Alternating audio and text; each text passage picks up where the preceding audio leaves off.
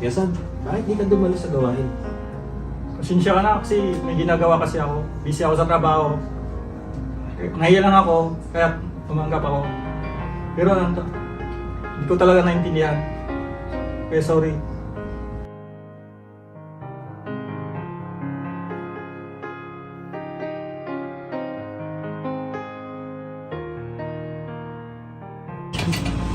Uy, Ate Eliza, bakit di ka na nagpatuloy sa gawain? Pas, pasensya na po, Pas. Nagka-problema po. Kaya, nabuti kong mag-isa na lang po. At ayoko na pong magdamay ng ibang tao. Kaya, sinarilin ko na lang po yung problema. Pasensya po.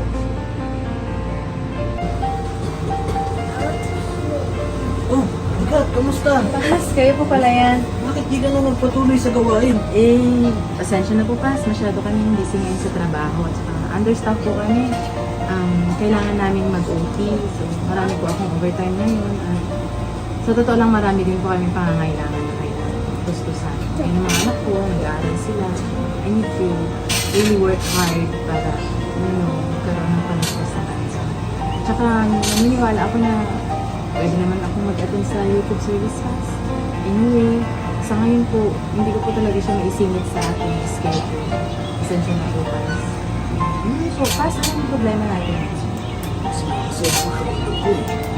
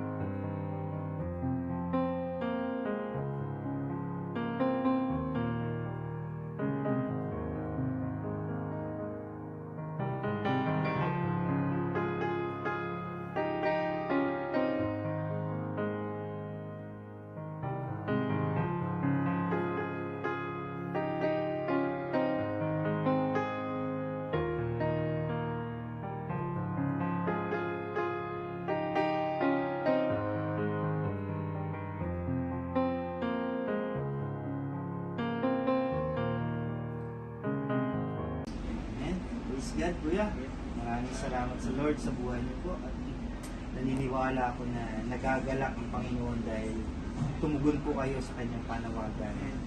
Sabi nga niya sa kanyang salita sa Matthew 22 verse 14 na marami yung tinawag ngunit kukunti yung tumugon, kukunti yung napili. At salamat sa buhay niyo. At nais naming malaman kung ano ba yung sikreto mo or papaano at ano or bakit po kayo nagpatuloy. Amen po pa sa praise God po sa buhay natin. Actually pa sa nung una talaga hindi ko rin akalain na darating ako sa ganitong sitwasyon na talagang nag-commit talaga ako sa kay God. Kasi dati pa sa una niyan is na aya lang ako ng mga tropa, may narinig-rinig lang rin ako na masasarap ang pagkain, maraming makikilala. Yun nga po pa siya, hindi dahil nung umattend po ako noon, yun lang ang habol ko.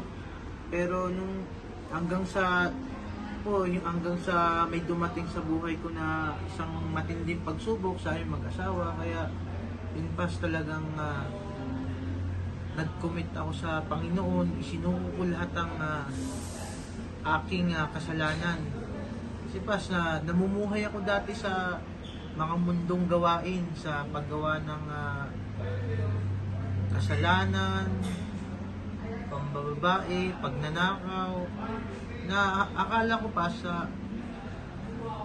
matatapos na lang ang buhay ko sa ganong gawain. Pero praise God po pas, talagang nakakilala po ako sa Panginoon at talaga pong nagbalik loob po ako sa Kanya. At yun nga po pas, may pinanghawakan din po akong preaching na pagka may binigay sa iyo ang Panginoon na pagsubok at pag ito'y nalagpasan mo, is talagang magkakaroon ka ng buhay na masagana at masaya na hindi mo pa nararanasan sa buong buhay mo. Amen po, Pas. Amen. Talagang napakabuti ng Panginoon dahil ang Panginoon po natin hindi tumitingin kung gaano ka kabuti, kung gaano ka kasama. Ang nais ng Lord na patuloy tayong manumbalik sa Kanya, patuloy tayong magpapakumbaba, patuloy tayong isuko ba yung kung ano man yung mga pagkukulang natin o yung mga kasalanan natin, dahil naniniwala tayo na ang ating Panginoon ay laging nandyan para tayo abutin.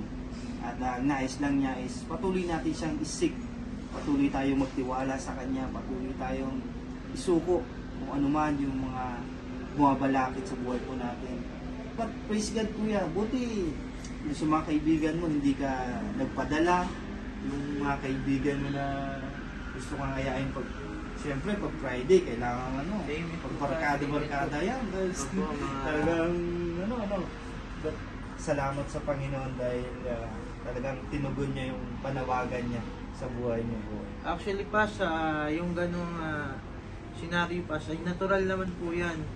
Talagang kung papalapit ka sa Panginoon, dadami ang ahadlang sa paglapit mo sa Panginoon. Totally pa sa kahit po ang asawa ko, ginamit din po yun ng kaaway para hadlangan ako sa aking pagsisimba. Dumarating din sa punto pas yung mga problema namin mag-asawa at mga pagsubok, yun po ang nakakapanghina sa akin. Kaya po praise God po, talagang hindi po ako nagpadaig sa anumang gawain ng kalaban. Kahit ako'y nanghihina, kahit sasabihin ng aking asawa na kahit magsimba ka ng ilang beses, makilala mo ang Panginoon, hindi ka pa rin magbabago, masamang tao ka pa rin. Masakit yun sa akin, Pas, pero talagang yung mga salitang yun, ipinag-pray ko na lang po, ipinag-pray ko po ang asawa ko. Praise God po ngayon, Pas. Ngayon, kasama ko na po yung asawa ko dito sa Riyadh at kasama po kami nagpupuri, naglilingkod sa Panginoon. Actually po, Pas, nagagamit na rin po ako sa church. Isa na po rin akong nagpapaawit sa music ministry at nag-share na rin po ako ng mga word of God, nagdi-disciple po ako at katunayan Pas, nag-aral na rin po ako ng leads para po mas matutunan ko po at lumawak pa po ang kalaman ko para po kay God. Amen po. Praise God, no? Talagang sa buhay po natin na talagang nandun yung mararanasan natin yung Amen po, persecution na minsan talagang yung sa buhay natin, minsan talaga family pa yung nangunguna. Amen. So, Pas, wala po salamat sa pinipili. Panginoon talaga dahil yung kapag inuna natin siya, kapag nasa tama tayo, at talagang ililid naman na tayo sa tamang daan. Sabi nga yan sa Proverbs chapter 3 verse 5 to 6 na trust in the Lord with all your heart and lay not into your own understanding.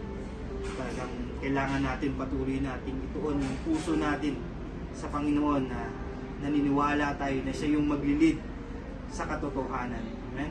Dahil sabi nga ng ating Panginoon, I am the way, the truth, and the life. No one's come to the Father except through me. Kaya patuloy lang po tayo kung ano man yung mga nararanasan natin sa mga sandaling ito, ay patuloy natin isuko sa Panginoon. Amen? At praise God, isang malaking testimony po sa buhay niyo po yun. At naniniwala ko kung sino man yung makakarinig at makakapanood dito, ito'y magiging tatatak sa kanilang mga puso. Amen po, Pas. Amen. Praise God at hallelujah.